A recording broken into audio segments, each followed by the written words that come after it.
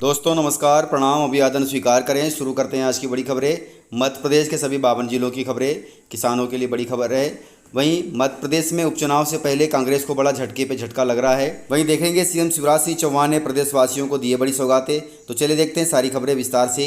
यदि आपको खबरें पसंद आए तो वीडियो को लाइक जरूर करिएगा और इसी प्रकार की खबरों के लिए आप चैनल को सब्सक्राइब कर लें। खबरें पूरी पाने के लिए वीडियो अंत तक जरूर देखिएगा। मध्य प्रदेश में उपचुनाव से पहले कांग्रेस को बड़ा झटका लग रहा है। मध्य प्रदेश में होने वाले उपचुनाव की तारीखों के ऐलान के साथ ही कांग्रेस को बड़ा झटका लग रहा है। पार्टी के वरिष्ठ नेता और पूर्व प्रदेश अध्यक्ष अरुण यादव ने खंडवा लोकसभा सीट से अपनी उम्मीदवारी वापस लेकर पार्टी को असमंजस में डाल दिया है। इसके पहले कांग्रेस की जोबट से पूर्व विधायक सुलोचना रावत भी अपने बेटे के साथ बीजेपी में शामिल हो गई हैं।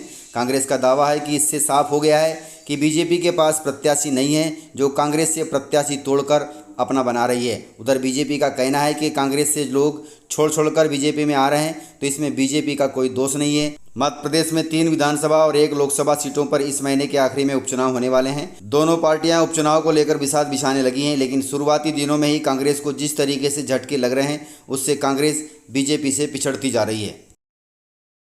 वहीं मध्य प्रदेश में भूमि अधिग्रहण में दोगुनी जमीन देगी मध्य प्रदेश सरकार। चंबल क्षेत्र के विकास की दृष्टि से महत्वपूर्ण चंबल एक्सप्रेस वे का निर्माण तेजी गति से कराने के लिए राज्य सरकार भूमि अधिग्रहण के बदले प्रभावितों को दोगुनी जमीन देगी।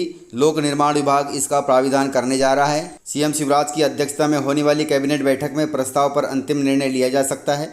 केंद्र सरकार ने शिवराज सरकार की इस महत्वाकांक्षी परियोजना को मंजूरी देते हुए इसे भारतमाला परियोजना के पहले चरण में शामिल किया है। 312 किलोमीटर लंबा यह मार्ग श्योपुर, मुरैना, भिंड जिले से गुजरेगा।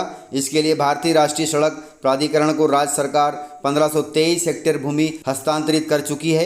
लोक निर्माण विभाग ने निजी भूमि के अधिग्रहण की तैयारियां कर ली है। परियोजना में 1249 हेक्टेयर निजी भूमि आ रही है।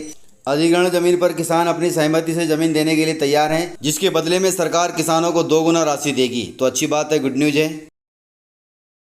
वहीं मध्य प्रदेश को मिली है करोड़ों रुपए की सौगात। सीएम शिवराज सिंह चौहान ने इस जिले को दिया है बड़ा लाभ। मध्य प्रदेश में शिवराज सरकार के सौगातों का सिलसिला जारी है। उपचुनाव से पहले सीएम शिवराज सिंह चौहान द्वारा कई जिलों को विकास कार्य की सौगात दी जा रही है। इसके अलावा विकास संरचनाओं के लिए लोकार्पण कार्य भी किए जा रहे हैं। इसी बीच सीएम शिवराज सिंह चौहान ने आज झाबुआ जिले को दिया है बड़ा तोहफा। सीएम शिवराज सिंह चौहान द्वारा विभिन्न विभागों के 12 निर्माण कार्यों का लोकार्पण किया गया है। इन निर्माण कार्यों की लागत 32 करोड़ 13 लाख 83 हज़ार रुपये है। साथ ही 107 करोड़ 91 लाख 67 हज़ार के 38 विभिन्न कार्यों का शिलान्यास एवं भूमि पूजन भी किया गया है, जो जिले वासियों के लिए खुशी की बात है, राहत की बात है। वहीं किसानों की आय दोगुनी करने के लिए सरकार इस परियोजना को शुरू करने जा रही है। यह देश का पहला राज्य होगा जो इस परियोजना को शुरू करेगा। मध्य प्रदेश में किसानों को लाभ पहुंचाने के लिए शिवराज सरकार नई तैयारियां कर रही है। किसानों का लाभ दोगुना किया जा सके, इसके लिए मध्य प्रदेश सरकार जल्द ही नई परियोजना शुरू करने जा रही है। इस परियोजना को शुरू करने वाला देश का पहला राज्य मध्य प्रदेश होगा। वहीं इस परियोजना से किसानों को दोगुना लाभ भी मिलेगा। पंचायत एवं ग्रामीण विकास मंत्री महेंद्र सिंह सिसोदिया ने कहा कि मध्य प्रदेश साथी परियोजना लागू करने वाला देश का पहला राज्य होगा। साथी का मतलब होता है sustainable agriculture through holistic integration. यह परियोजना किसानों की आय को दोगुना करने का साधन बनेगी। साथ ही प्रधानमंत्री नरेंद्र मोदी एवं सीएम शिवराज सिंह चौहान के आत्मनिर्भर भारत एवं आत्मनिर्भर मध्य प्रदेश के सपना को भी पूरा करने में सहायक होगी। यह योजना प्रारंभ में पायलट प्रोजेक्ट के रूप में प्रदेश के 5 जिलों के 10 विकास खंडों में लागू होगी, जिसका नाम साथी परियोजना रखा गया है। सरकार का मानना है, मंत्री जी का मानना है कि इससे किसानों की आय दोगुनी होगी। वहीं मध्य प्रदेश में स्वामित्व योजना शुरू हो गई है। हरदा जिला देश में अव्वल है स्वामित्व योजना को लागू करने में। स्वामित्व योजना के अंतर्गत ग्रामीण आबादी की संपत्ति के अधिकार अभिलेख तैयार करने के मामले में मध्य प्रदेश का हरदा जिला देश में सबसे आगे है। सर्वे और आयुक्त भू अभिलेख की वेबसाइट पर सारा डेटा और रिकॉर्ड अपलोड कर दिया गया है। अब यह डेटा आमजन को, किसानों को राहत देगा, अर्थात उनको भूमि का स्वामित्व दिया जाएगा, जिससे उनको फ़ायदा मिलेगा। वे अपने बैंकों में जाकर के उस भूमि स्वामित्व पर लोन ले सकते हैं। वहीं मध्य प्रदेश में किसानों को बड़ी राहत मिल रही है। अब पुरानी कीमत पर ही मिलेगा रासायनिक खाद। सरकार ने वापस ले लिया है आदेश।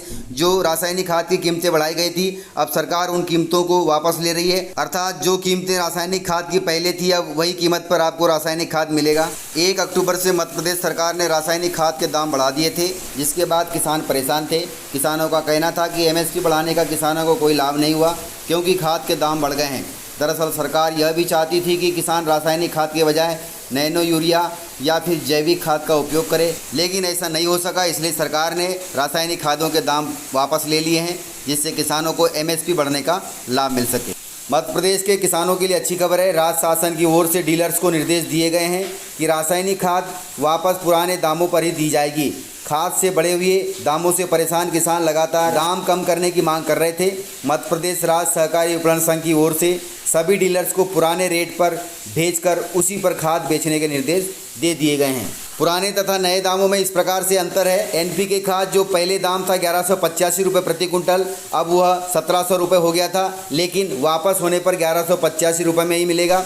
वहीं एनपीके 10-26-26 की क्वांटिटी वाली एक बोरी 1175 रुपये में पहले थी, लेकिन उसे बढ़ा दिया गया था, 1475 कर दिया था, लेकिन वापस अब 1175 में ही मिलेगी। वहीं एनपीके 14-35-14 की मात्रा 1230 रुपये की एक बोरी जो पहले थी, उसे 1550 रुपये कर दिया गया था प्रति नग, लेकिन वापस दाम होने पर 1230 रुपये में ही मिलेगी। वहीं अमोनियम फास्फेट सल्फेट 20-20-0 वाला 1050 रुपये पहले दाम थे, जिसे बढ़ाकर 1225 कर दिया गया था, लेकिन पुराने जो दाम है 1050 रुपये में ही आपको अब एक बोरी मिलेगी। वहीं डीएपी, इसका दाम नहीं बढ़ाया गया था, 1211 रुपये पहले भी था, अभी भी 1211 है और आगे भी 1211 रुपये प्रति बोरी के हिसाब से ही मिलेगा। इस प्रकार से सरकार ने किसानों को बड़ी राहत दी है। बढ़ोतरी अब वापस ले ली गई है। फिलहाल डीएपी बाजार में उपलब्ध नहीं हो रही है, इस वजह से अंतर्राष्ट्रीय बाजार में डीएपी के दाम बढ़े हुए हैं। सरकार डीएपी को इंपोर्ट करती है, अर्थात बाहर से मंगवाती है, और इस पर सरकार किसानों को सब्सिडी भी उपलब्ध कराती है। अब यह दाम पुराने ही रहेंगे, जिससे किसानों को राहत मिलेगी, चाहे वह डीएपी हो या फिर अमोनियम सल्फेट हो। तो इस प्रकार से अच्छी बात है, गुड न्यूज़ है। वहीं सीएम शिवराज सिंह चौहान ने कांग्रेस पर साधा है निशाना, तो चलिए देखते हैं सीएम शिवराज सिंह चौहान को लाइव। पार्टी पूरी तरह तैयार है। भारतीय जनता पार्टी जनता के बीच में ही काम करती है और प्रधानमंत्री जी के नेतृत्व में केंद्र सरकार जो आम इंसान के लिए, गरीब के लिए, किसान के लिए, माताओं बहनों और नौजवानों के लिए काम कर रही है। और मध्य प्रदेश की सरकार जो कल्याणकारी योजनाएं चला रही है और विकास के काम कठिन परिस्थितियों में भी, क्योंकि कोरोना के संकट के कारण अर्थव्यवस्था ध्वस्त हुई है, बावजूद इसके हमने विकास के काम रुकने नहीं दिए। तो विकास और जन कल्याण, इन दोनों को लेके ही हम जनता के बीच में जाएंगे, वही हमारी तैयारी है। सर, प्रत्याशी घोषित कांग्रेस की तरफ से हो रहे हैं, आप कब तक बीजेपी अपने प्रत्याशी पर? तो भारतीय जनता पार्टी के प्रत्याशी चयन में कुछ समय थोड़ी लगता है। पार्टी विचार करती है और फैसला करती है। देख, पार्टी हमारी ऐसी कि जहाँ ना को कोई अलग नाम जाते, ना कोई गुटबाजी है।